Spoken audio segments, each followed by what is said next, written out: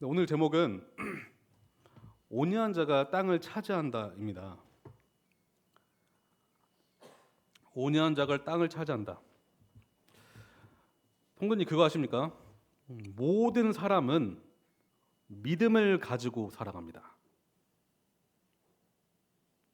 예수님을 믿지 않는 사람들도 믿음을 가지고 살아가요. 그 말은 믿음의 대상이 다를 뿐 모두 신념을 가지고 살아간다는 것입니다. 어떤 누구는 과학을 신념, 자기 믿음의 대상으로 삼고 살아갑니다. 어떤 사람은 어떤 우상을, 어떤 신을 섬기며 살아갑니다. 그런데 우리는 누구를 믿죠? 예수 그리스도를 믿습니다. 과거 우리는 우리 자신을 믿었던 자입니다. 다시 말해서 예수님을 믿지 않는 사람들은 결국 자신을 믿고 살아가는 것입니다. 그런데 우리는 그 길에서 돌이켜서 주 예수를 믿게 되었습니다. 여러분, 믿음이라는 것은 단순해 보이지만 단순하지 않습니다. 그 말은 예수 그리스도를 믿음으로 구원을 받는다라는 그 문장 안에는 우리가 너무 그걸 단순화시킬 때가 있어요. 그것이 천국 가는 길이고 구원이다라고 말을 하는데 그 안에는 굉장히 심오한 의미가 담겨져 있는 것입니다. 믿음이라는 것은 단순히 고백하는 것으로 끝나는 것이 아닙니다. 진짜 믿음이라는 것은 고백이 우리 삶이 되는 것입니다. 삶이 되어야만 그것이 믿음인 것입니다. 그래서 우리가 예수님을 믿는다는 것은 주님이 나의 기쁨이시라는 것을 믿는다는 것입니다. 주가 나의 평강의 주인 되신다는 것을 믿는다는 것입니다. 주께서 나의 기쁨이시자 거룩의 소망이시라는 것을 믿는다는 것입니다. 우리가 거룩해질 수 있는 이유는 나 자신의 능력 때문이 아니라 나 자신의 불굴의 의지 때문이 아니라 그리스도 예수의 십자가 그 거룩 때문이라는 것이죠. 우리가 믿는다는 것은 오직 그리스도 예수께서 하신 그 사역에 달려 있다는 것이에요. 그래서 믿음은 의존하는 것입니다. 누굴요? 예수님을 의존하는 것이에요. 따라서 전 예수님 믿습니다 하는데 과거의 삶을 붙잡고 과거의 나의 옛자를 사랑하며 주님을 사랑하겠습니다. 주님 믿겠습니다라는 것은 그것은 믿음이 아니라는 것입니다. 진짜 믿음은 거기서 떠나는 것이에요. 우리는 실패합니다. 구원을 받은 우리 백성들 항상 성공하지 못합니다. 실패할 때가 있죠. 하지만 믿는다는 것은 다시 주를 붙잡겠다는 것이에요. 실패할 때마다 나를 붙잡는 것이 아니라 후회하는 것이 아니라 회개하여서 주님을 붙잡겠다는 것이에요. 그 삶을 하루하루 살아갈 때 우리는 어떻게 될까요? 믿음이 성장하게 되는 것입니다. 그러니까 믿는다는 것은 삶이에요, 여러분. 하루하루 살아가는 것입니다. 저는 그 믿는 자의 성품 중에 하나인 온유라는 것을 여러분과 같이 오늘 나누려고 해요. 온유. 우리가 그토록 갖길 원하는 성품. 하지만 가장 갖기 어려운 성품. 이 온유를 같이 이 말씀을 통해서 배워보도록 하겠습니다. 우리 마태복음 5장 5절을 같이 보실까요? 마태복음 5장 5절입니다.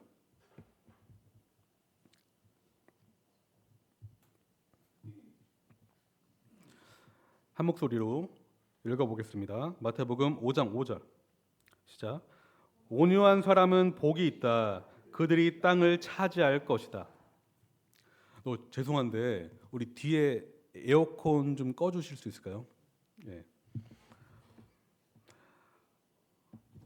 저는 이 산상수훈을 연구하고 공부하면서 제가 전에도 한 말씀드린 적이 있는 것 같은데 산상수훈이야말로 이것을 말하고 있구나라고 생각을 하는데 그것은 바로 관계의 변화입니다. 관계의 변화. 무엇이냐면요. 여러분 십자가를 생각했을 때 십자가 먼저는 수직적인 관계가 회복이 돼요. 그리스도 예수를 통해서 우리는 하나님과 관계가 회복됩니다. 그런데 진짜 구원받은 사람은 하나님만 바라보는 데서 끝나지 않아요. 어떻게 될까요? 수평적으로 관계가 회복이 돼요. 다시 말해 하나님을 사랑한다는 것은 형제 자매를 사랑하게 되었다는 뜻이에요. 다시 말해 형제를 사랑하지 않는데 하나님을 사랑한다라고 말할 수 없다라는 것이에요. 왜입니까? 관계 회복은 항상 수직적인 것과 수평적인 것이 동시에 일어나기 때문입니다. 성령께서 우리 마음에 들어오셨을 때 에스겔서 36장이 말하는 것처럼 새 영이 우리 마음에 들어오셨을 때는 굳은 마음이 제거가 돼요. 딱딱한 마음이 부드러워집니다. 그것이 성령의 사역이에요. 마치 단단한 바위가요, 삶은 감자가 된 것처럼 전혀 다른 성질의 마음이 되어 버린다는 것입니다. 하나님을 대적하던 우리, 대놓고는 아니었지만 은근슬쩍, 어떤 사람은 의도적으로, 그런 마음은 사라지고 이제 그 안에 순종의 마음이 싹트기 시작합니다. 주님께 엎드리기 시작한다는 것이에요. 아까도 말씀드렸지만 주를 향한 그 사랑의 마음은 이내 이웃을 향한 이타적인 그런 사랑의 마음으로 발전하게 됩니다. 다시 말해 우리 안에 전에 없던 온유의 심령이 싹트기 시작한다는 것이에요. 여러분 온유, 헬라어는 프라우스라는 단어인데요. 이 프라우스는 이런 뜻입니다. 잘 들어보세요. 자기 자신감에 도취되어서 감동하지 않는 이란 뜻이에요. 다시 한번 말씀드릴게요. 자기 자신감, 자존감에 빠져서 자기에게 감동하지 않는 이란 뜻이에요. 간단히 말해 자기 애가 무익하다는 것을 깨닫는 것입니다. 자기 자신을 바라보며 난 너무 잘났어. 너무 제가 잘 표현했나요? 나 너무 잘났어. 어떡하지? 거울을 바라보면서 나 같은 사람이 한 명 더 있어야 되는데. 하나님, 저 같은 사람 한 명만 더 있어도 우리 세상이 너무 밝아질 것입니다. 주님. 그런 마음을 품지 않는 것이라는 것이에요. 자신을 바라보며 감동의 눈물을 흘리지 않는 자일수록 온유할 수 있다는 것입니다. 반대로 자신이 중요하다라고 믿는 사람일수록 온유하지 않다라는 것이에요.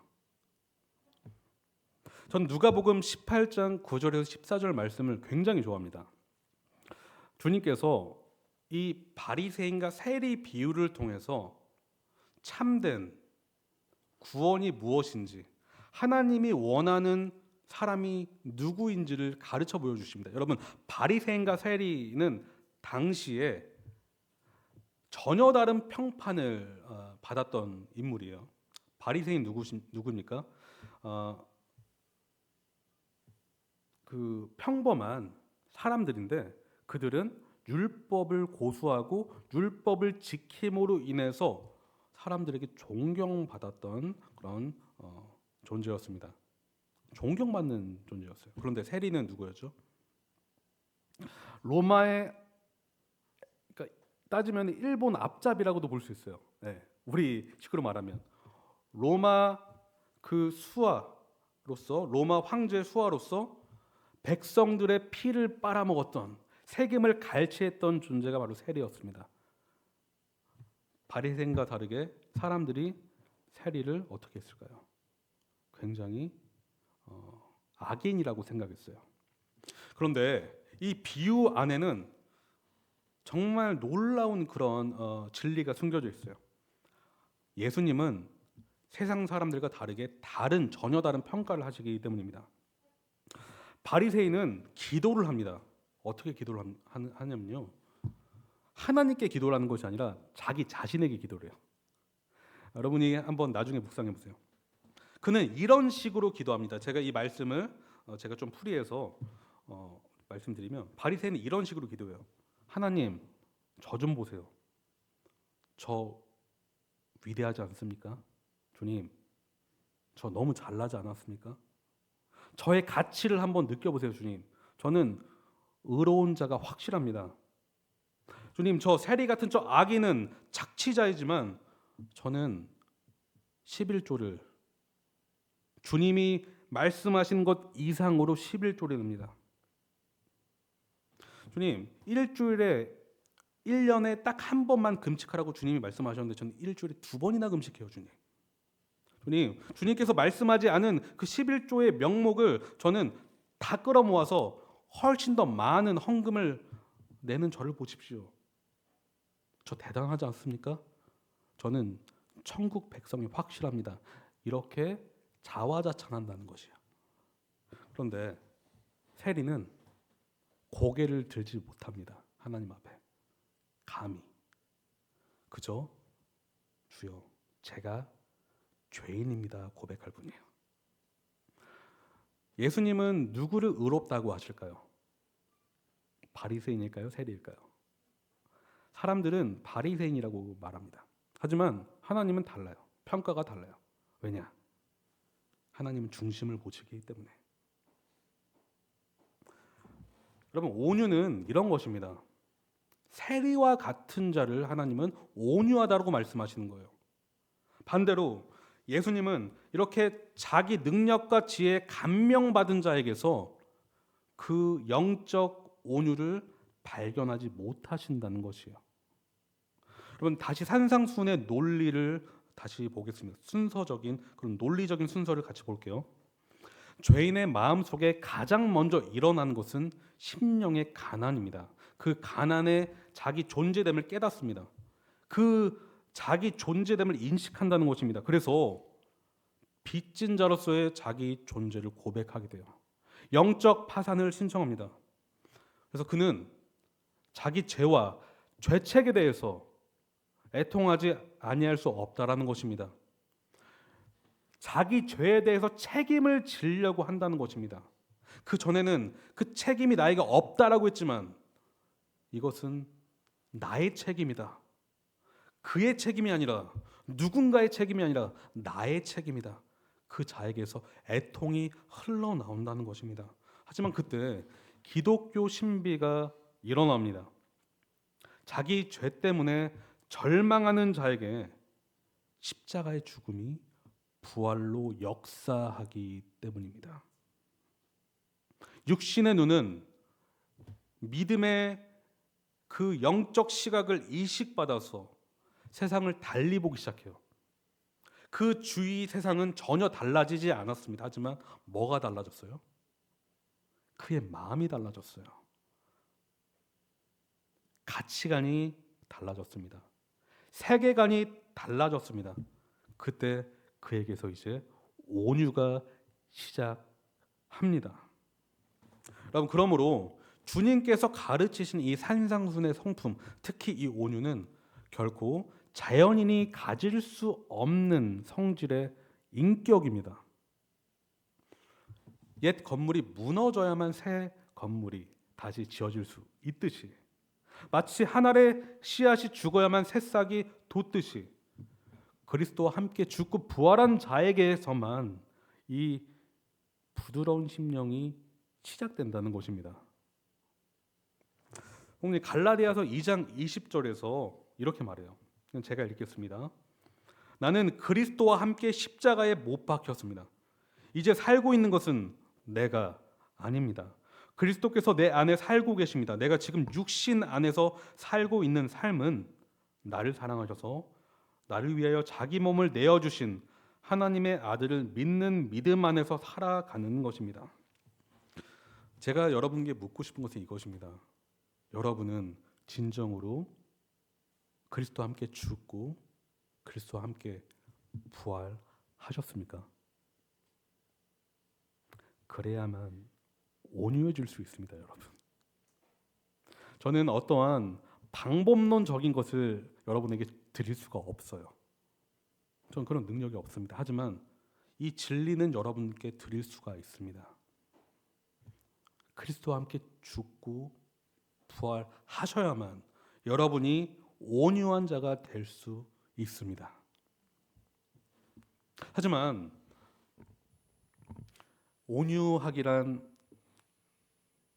쉬운가요? 어려운가요, 여러분? 어렵죠. 네. 신앙생활을 1년, 2년 한 사람도, 10년, 20년 한 사람도, 심지어 40년, 50년 한 분들도 저 온유해졌습니다. 자신 있게 말할 수 있는 사람이 많지는 않을 것입니다. 저는요, 이 설교를 하고 있는 저도 이런 주제를 설교해도 되는 것인가 그런 솔직한 고백을 해요. 왜냐? 제가 집에서 온유하지 못할 때가 있기 때문입니다. 종종 우리는요, 이럴 때가 있어요. 하나님 평가에는 관대한데 사람의 평가에는 굉장히 관대하지 못할 때가 있어요. 이게 무슨 말일까요? 제가 존경하는 강해 설교자가 있습니다. 21세기 최고의 강해 설교자라고 불리는 마틴 로이드 존스 목사님이 계신데요.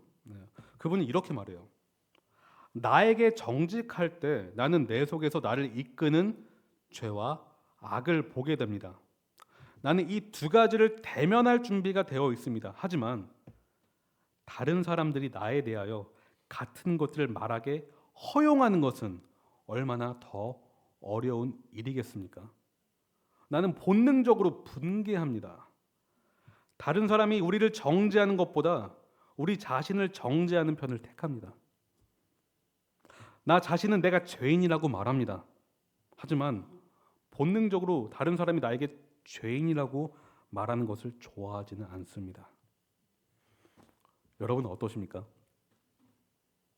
말씀을 볼 때 말씀이 우리를 강타합니다. 주님, 제가 죄인입니다. 주님, 제가 어떻게 하겠습니까? 그래놓고 배우자가 와서 당신 똑같은 하나님께서 말씀하신 그 똑같은 평가를 배우자가 와서 했을 때는 당신이 왜 나한테 그런 얘기를 해? 하나님만 하시면 되지. 그럴 때가 있다는 것입니다. 여러분, 그렇다면 온유란 무엇일까요? 제가 온유에 대해서 좀 더 구체적으로 설명하기를 원합니다. 첫 번째는 온유란 자기 방어를 내려놓는 것입니다. 자기 방어를 내려놓는 것입니다. 오해할 수가 있습니다. 자기 방어를 내려놓는다는 것은 자기를 가꾸고 아끼며 보호하는 일체의 행위를 하지 말라라는 뜻이 결코 아닙니다. 여러분, 자기 학대는 절대 하나님 뜻이 아니에요. 그런 걸 말하는 것이 아닙니다. 자기 방어를 내려놓는다는 것은 자기를 부인하는 것이며 자기를 포기하는 그런 행위를 말하고 있습니다. 쉽게 말해 자기 안에 지킬 것이 존재하지 않는다는 것을 인정한다는 것이에요. 여러분, 예를 들어서 재산이 100억이 있는 사람이 있고 재산이 10만 원 있는 사람이 있습니다. 누가 더 애써서 자기 재산을 지키려 할까요? 100억과 10만 원. 네. 누가 목숨 걸고 재산을 지키려고 할까요? 상식적으로 그렇죠. 100억 아니겠습니까? 그런데 여러분, 지킬 게 없다라고 믿는 사람은 타인의 평가에 쉽게 흔들리지 않습니다. 왜냐? 지킬 게 없으니까. 지킬 게 많은 사람일수록 자기 방어를 한다는 것이에요. 자기를 더 포장하고 자기를 더 연출하며 누군가가 나에게 안 좋은 평가를 내릴 때 바로 반응하는 것입니다. 그의 시선은 누구에게 있느냐? 바로 사람에게 있습니다. 사람. 그런데 그의 시선이 하나님께 있는 사람은 자기를 잘 알기 때문에 주장하지 않는다는 것이에요. 따라서 온유하지 못한 근본 원인은 하나님을 바라보지 않기 때문입니다. 하나님과 깊은 교제를 맺지 않기 때문입니다. 저는 스데반을 통해서 이 온유의 그런 예를 좀 알게 돼요. 온유가 무엇인지 배우는데 그는 실로 자기 방어를 내려놓은 사람이에요. 그는 하나님과 깊은 교제를 했던 사람입니다. 그분의 인재 가운데 있던 사람이었는데 다시 말해 스데반은 진리로 충만했고 그리스도 예수 안에서 담대했습니다. 그는 잘 익은 벼와 같이 고개를 숙인 그런 겸손한 자였지만 진리 앞에서는 진리를 증언할 때는 사자와 같이 담대했다는 것입니다. 겸손한 스데반은 목이 뻣뻣한 종교 지도자들에게 복음을 전했어요. 복음을 전했는데 그때 종교 지도자들이 복음을 듣고 주님, 제가 잘못했습니다 하지 않고 어떻게 했죠? 분개했다라고 하고 있어요. 분개했다. 왜 분개했을까요? 자기를 방어해야만 됐기 때문입니다. 왜냐? 자기 속마음 들키는 게 싫었기 때문에. 그래서 복음 앞에 엎드리지 않고 되려 분개했으며 그 분노를 더 발전시켜서 스데반을 죽음에 내몰게 했습니다. 돌을 들어서 그에게 던져서 그를 죽였어요. 이것은 살인입니다. 살인. 그렇죠. 네. 하지만 놀라운 장면은 그 다음에 나와요. 스데반이 어떻게 여러분 반응했는지 아시죠? 그는 이렇게 말합니다. 사도행전 7장 59절 60절 한번 들어보세요. 사람들이 스데반을 돌로 칠 때 스데반은 주 예수님 내 영혼을 받아주십시오 하고 부르짖었다. 그리고 무릎을 꿇고서 큰 소리로 주님 이 죄를 저 사람들에게 돌리지 마십시오 하고 외쳤다. 이 말을 하고 스데반은 잠들었다라고 기록되었습니다. 여러분 우리가 무엇을 알 수 있습니까? 세상이 말하는 온유, 그 부드러움은 성경이 말하는 것과 좀 달라요. 참된 온유는 악을 악으로 갚지 않는 것입니다.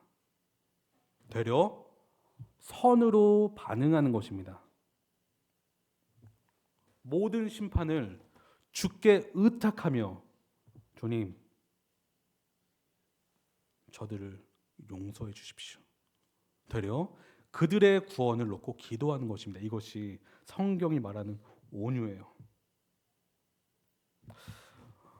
둘째는 온유는 배우는 것입니다. 온유는 배우는 것입니다.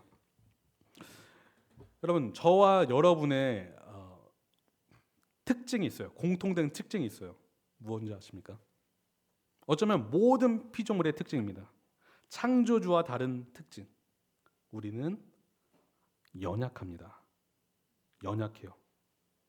우리 존재의 본질을 한 단어로 정의하면 연약함이라고 정의할 수 있습니다. 제가 세 가지 이유를 드릴게요. 첫 번째는 시공간의 제약을 받기 때문입니다. 여러분 여기에서 하나님과 같이 무소부재하신 분이 있습니까? 편재라고 하죠. 네. 어디에든 여러분 마음대로 가실 수가 있어요? 시공간을 초월해서 사실 수 있습니까? 없어요. 그렇죠. 때가 되면 밥 먹어야 되고 때가 되면 자야 돼요. 그렇죠? 네. 그렇습니다. 이 말은 우리는 하나님의 도움이 필요하다라는 뜻이에요. 시공간의 제약을 받는다라는 그것은 이미 그 안에는 우리는 그분의 권위 아래 있고 권위자의 도움 없이는 살 수 없다라는 것을 주님은 이 환경을 통해서 우리에게 알려주세요. 두 번째, 배움을 필요로 합니다. 이제 여기 계신 여러분이 여쭤보고 싶어요. 여러분은 구원받은 이후로 자동적으로 하나님을 알게 되셨습니까? 아니면 하나님을 의지적으로 알아야만 알게 되십니까?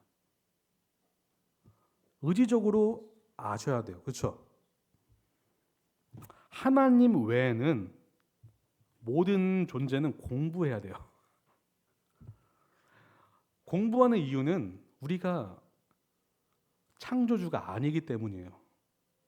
공부를 멀리하는 이유는 이런 것이에요. 하나님을 알고 싶지 않다라는 그런 뜻입니다. 우리가 공부해야 되는 이유는 하나님을 알기 위해서 공부하는 것입니다. 다시 말해 우리는 배움을 필요로 합니다. 죄가 없었을 때에도 아담은 지식이 필요했어요. 그래서 하나님은 그에게 동산 중앙에 그 선악을 알게 한 나무는 먹지 말라라고 하셨어요. 그는 지식이 필요했어요. 뭐에 대한 지식이요? 삶에 대한 지식이 필요했다는 것입니다. 누구로부터요? 하나님으로부터. 그가 죄가 없었을 때에도 그는 하나님으로부터 나오는 지식이 필요했어요. 배움이 필요했다는 것입니다. 우리도 마찬가지입니다. 우리도 배움이 필요합니다. 세 번째, 우리는 기다림이 필요합니다. 기다림. 완전하신 하나님은 기다림이 필요가 없으세요. 그런데 불완전한 우리는 기다림이 필요합니다. 아기를 예로 들어볼게요. 갓난 아기가 엄마 뱃속에서 나왔을 때 그 아이를 기다려주지 않고 아이에게 소고기, 스테이크를 곧바로 준다고 생각해 보십시오. 아이는 어떻게 될까요? 먹지 못할 뿐만 아니라 탈이 납니다. 탈이 나요. 아이에게 글자도 모르는데 문장을 써보라라고 한다면 어떻게 될까요? 그거는 학대와도 같습니다. 그렇죠? 순서가 있고 시간이 필요한 것입니다. 하나님은 이처럼 우리를 차근차근 시간을 들여서 성도답게 빚어가세요. 어떻게요? 기다리시면서. 바울은 고린도전서 13장 4절에 사랑은 오래 참고 온유하다라고 말하고 있습니다. 여기 보세요. 사랑은 오래 참고 온유하다. 왜 사랑이 오래 참고 온유한 것일까요? 제가 청소년, 청년 모임 때도 이 사랑에 대해서 좀 가르쳐 줄 때 특히 이제 우리 그때 남자들밖에 없어서 아내한테 어떻게 사랑해야 되는지 제가 얘기를 하면서 사랑은 오래 참는 것이다. 나도 못하지만 우리 같이 오래 참아야 된다 얘기를 했어요. 여러분 왜 사랑이 오래 참는 것입니까? 요즘 세상은 사랑은 뜨겁고 순간적이며 일시적인 것이다라는 것을 조장해요. 하지만 하나님은 사랑은 오래 참는 것이라고 말합니다. 왜냐? 하나님이 우리를 그렇게 참아주고 계시기 때문입니다. 하나님이 우리를 참아주고 계시지 않는다면 우리는 이미 이 세상에 없었을 것입니다.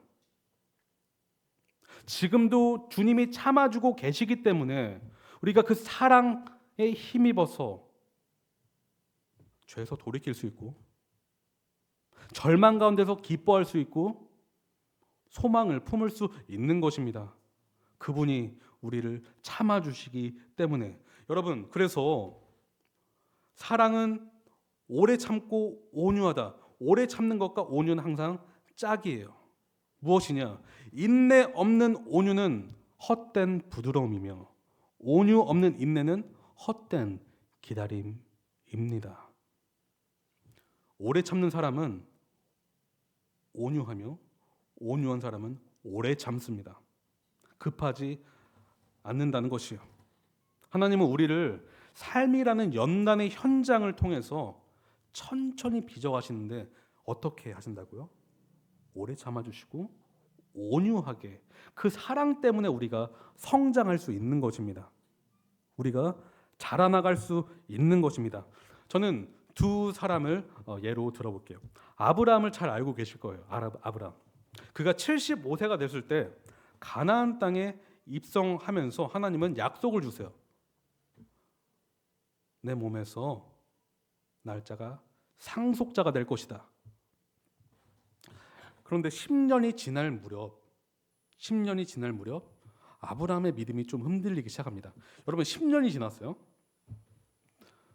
약속의 자녀가 아직 생기지 않았습니다. 어떻게 될까요? 여러분이라면 어떻게 하실 것 같아요? 나이는 점점 들어가고 아내는 지금 아기를 낳을 수가 없는 상태가 돼요. 아브라함이 이제 좀 장기가 생겼죠. 살의 여종 하갈과 동침을 해서 이스마엘을 낳아요. 이스마엘을 낳습니다. 근데 하나님은 그때 너 왜 내 약속을 무시하고 이런 죄를 범했니 하고 꾸짖으셨을까요? 아니면 참아주셨을까요?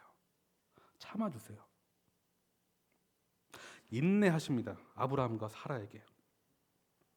그들을 버리지 아니하시고 약속을 재확인시켜 주십니다. 창세기 18장 10절에 너의 아내 사라에게 아들이 있을 것이 다시 말씀하세요. 그때 사라의 나이는 거의 90살에 가까웠습니다. 어땠을까요? 폐경입니다. 아이를 낳을 수가 없어요. 그때 사라가 웃었다 그래요. 거의 조롱 섞인 웃음이었죠. 근데 주님은 아브라함에 이렇게 말씀하십니다. 어찌하여 사라가 웃으면서 이 늙은 나이에 내가 어찌 아들을 낳으랴 하느냐? 나 주가 할 수 없는 일이 있느냐? 다음에 이맘때 내가 다시 너를 찾아오겠다. 그때 사라에게 아들이 있을 것이다. 말씀하십니다.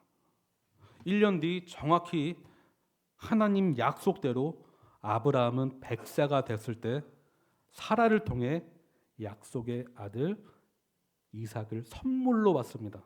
이삭은 선물이에요. 은혜의 선물이라는 것이요. 그런데 놀라운 사실은 하나님은 자기 목숨과도 같은 아들 이삭을 번제로 바치라 그래요. 충격적이죠. 여러분이라면 어떠실 것 같아요? 100세가 돼서 아들을 낳았어요.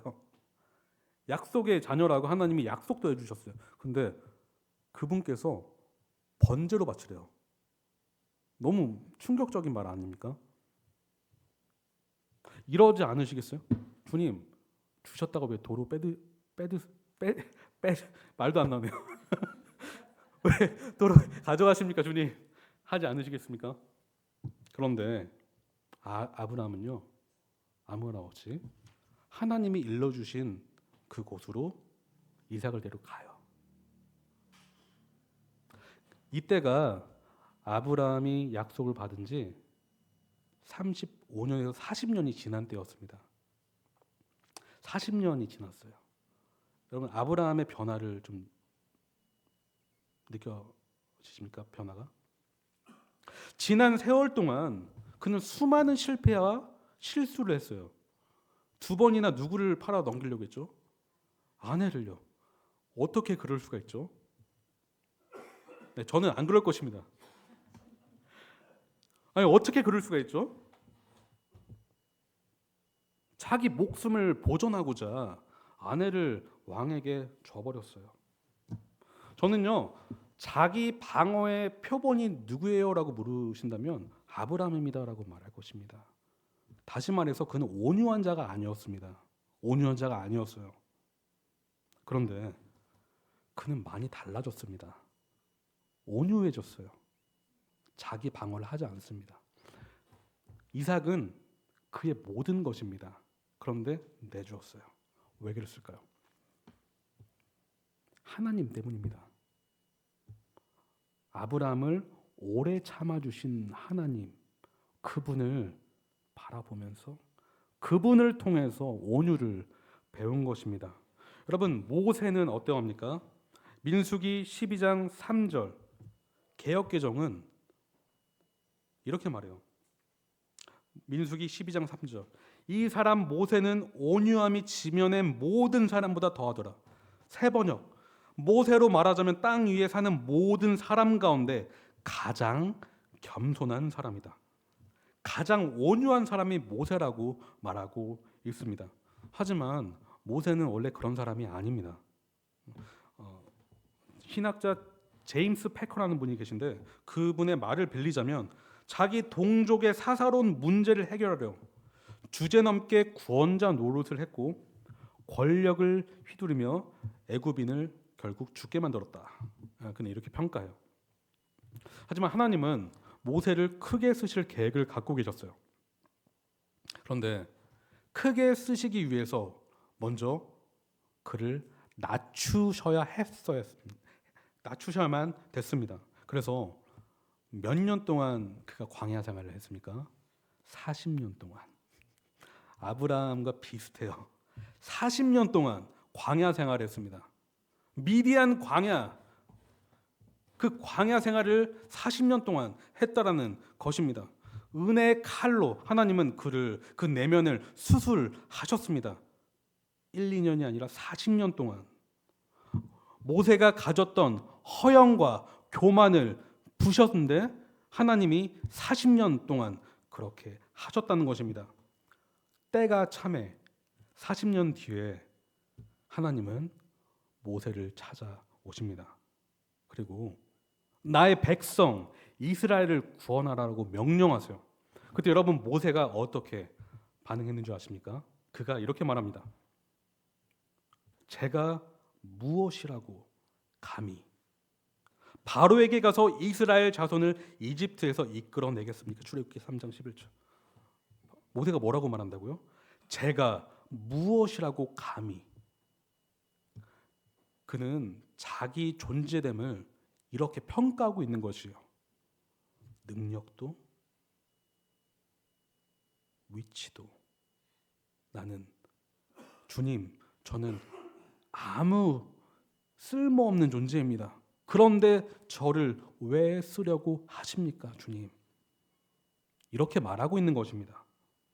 그때 하나님께서 대답하세요. 출애굽기 3장 12절. 내가 너와 함께 하겠다. 주님은 이 말씀을 하시기 위해서 40년 동안 그를 낮추시는 거예요. 그때 모세는 하나님의 임재 가운데 일어서서 주님의 일을 하기 시작합니다. 40년 동안 하나님은 자비의 칼로 그를 연단시키셨어요. 그를 낮추셨습니다. 이제 산상순으로 다시 돌아가 볼게요.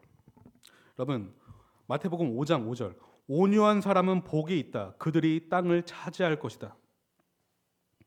상식적으로 온유한 자는 땅을 차지할 수 없습니다. 자기를 포기하고 자기 주장을 하지 않고 자기 방어를 하지 않는데 어떻게 그 자가 땅을 차지해요? 반대로 해야 땅을 차지할 거 아닙니까? 그렇죠? 말이 안 되잖아요. 하지만 영적인 땅, 천국은 오직 온유한 자의 상급이라는 것입니다. 왜냐하면 천국은 힘으로 쟁취할 수 있는 종류의 나라가 아니기 때문입니다. 하나님 나라는 오직 자기를 포기한 자가 얻을 수 있는 그런 기업인 것입니다.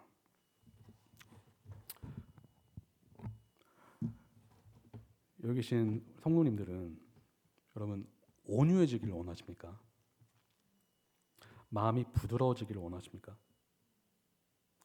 더 나아가서 악을 악으로 갚지 않고 선으로 반응하기를 원하십니까? 관용하기를 원하십니까? 복수가 아닌 관용의 노래를 부르기를 원하십니까? 그럼요. 여러분 스스로를 바라보지 마시고 주 예수를 먼저 바라보십시오. 믿음의 눈으로 말씀을 통해 말씀에 계시된 그리스도를 묵상하시기를 바랍니다. 기도를 통해 주 예수를 바라보시기를 바랍니다. 온유의 주인 예수께 그 성품을 배우시기를 바랍니다. 왜냐? 예수님이 온유하시기 때문입니다. 마태복음 11장 29절 나는 마음이 온유하고 겸손하니 내 멍에를 메고 나한테 배워라. 그리하면 너희는 마음의 쉼을 얻을 것이다. 주 예수와 같이 있을 때, 친밀한 교제를 할 때 여러분은 온유하게 되어 있습니다. 그럼 다 같이 베드로전서 2장 21절 같이 보실까요?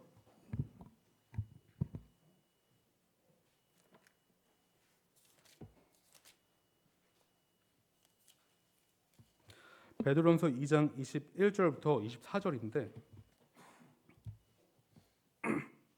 베드로전서 2장 21절부터 24절 같이 읽겠습니다. 시작. 바로 이것을 위하여 여러분은 부르심을 받았습니다. 그리스도께서는 여러분을 위하여 고난을 당하심으로써 여러분이 자기의 발자취를 따르게 하시려고 여러분에게 본을 남겨 놓으셨습니다. 그는 죄를 지으신 일이 없고 그의 입에서는 아무런 거짓도 찾아볼 수 없었습니다. 그는 모욕을 당하셨으나 모욕으로 갚지 않으시고 고난을 당하셨으나 위협하지 않으시고 정의롭게 심판하시는 이에게 다 맡기셨습니다. 그는 우리 죄를 자기의 몸에 몸소 지시고서 나무에 달리셨습니다.